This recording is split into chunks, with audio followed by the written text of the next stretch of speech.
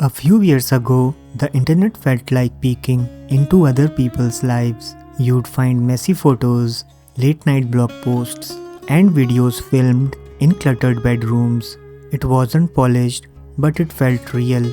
Now, something feels different. Scroll through any platform and you will notice it. Everyone is performing, everyone is selling, and everyone is optimizing. It's not just influencers, brands act like friends. Everyone seems to be building an audience and creators chasing algorithms. The comments feel repetitive, the outrage feels predictable, even authenticity feels staged. And that's the strange part. Most people aren't lying.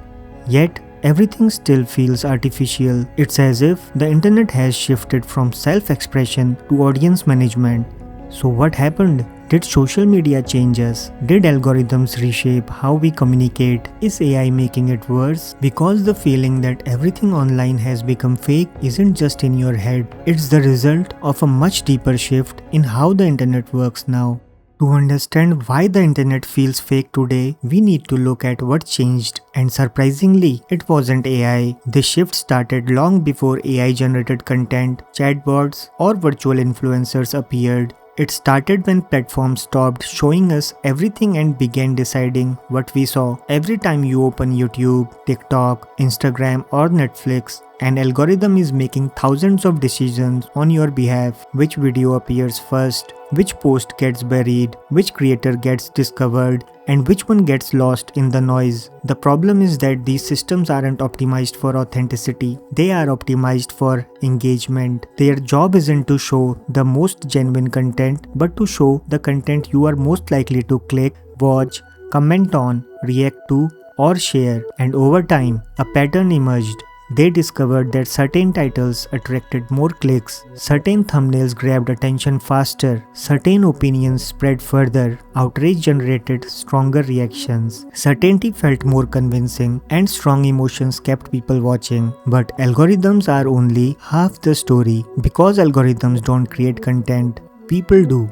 The real shift happened when ordinary users stopped being just users. They became brands. A decade ago, personal branding was mostly something celebrities and companies worried about. Today, almost everyone does it. Creators build audiences, professionals build LinkedIn profiles, students build online portfolios, even everyday users carefully manage how they are perceived online. And that's understandable. The internet turned attention into something valuable. Followers can become customers, views can become income, visibility can create opportunities. So people adapted. They began thinking less about self-expression and more about presentation, less about sharing, more about managing an audience. But even this doesn't fully explain why the internet feels different today. Because personal branding existed long before the current wave of AI. Then AI arrived, and suddenly, content didn't just feel optimized, it started feeling synthetic.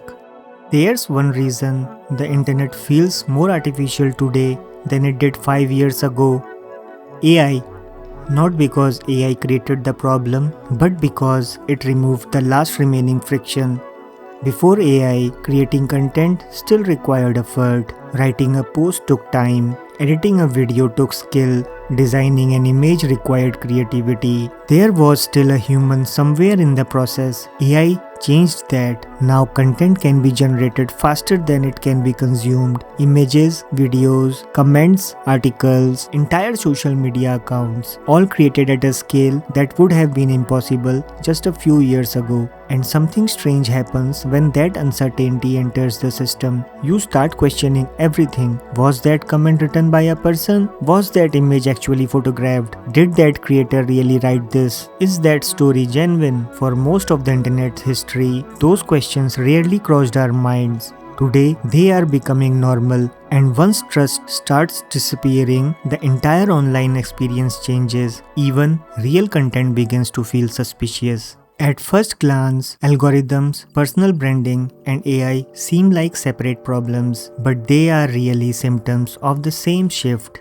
AI made the problem more visible, personal branding made it more common, algorithms accelerated it, but none of them are the real story. something deeper changed. Over time, the internet stopped being a place where people simply communicated. It became a place where attention had value, and once attention became the prize, everything else began to reorganize around it. Algorithms were designed to capture it, creators learned to chase it, brands turned it into a business model, and eventually, ordinary people started competing for it too. That's when authenticity started changing. Being genuine wasn't enough anymore. You had to present that authenticity in a way that could compete for attention. It had to attract clicks. It had to generate engagement. It had to compete against millions of other voices fighting for the same limited attention. And slowly, something changed. The internet stopped rewarding authenticity. It started rewarding the appearance of authenticity. The candid photo gets retaken 10 times. The spontaneous thoughts gets rewritten. The personal story gets packaged. The vulnerable moment gets edited, not because people are trying to deceive anyone, but because they are adapting to the incentives around them. And that's why the internet often feels fake, not because it's filled with fake people,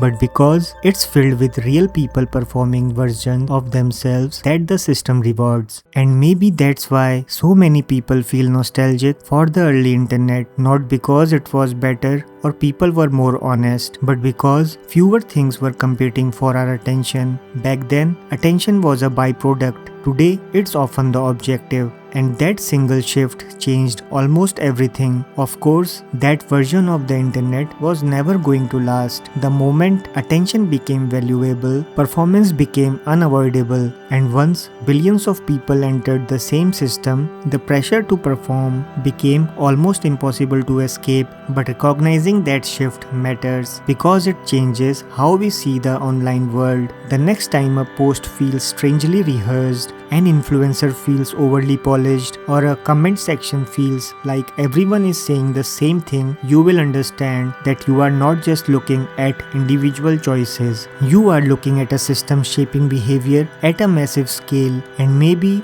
that's the real reason everything online feels fake. Not because humanity disappeared from the internet, but because the internet slowly learned how to turn humanity into content.